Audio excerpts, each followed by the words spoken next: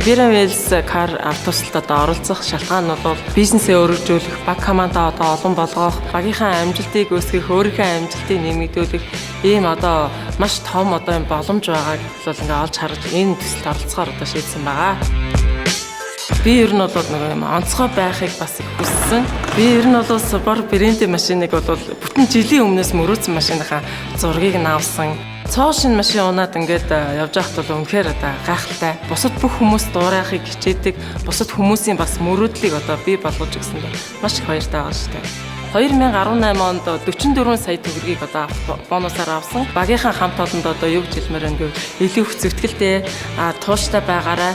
Энэ автомашины төсөлд оролцож амьдралаа бол эрс өөрчлөөр над шиг ийм сайхан аз жаргалтай амьдралд хүрээрийг багийнхаа хамт олоныг их уриалж байгаа.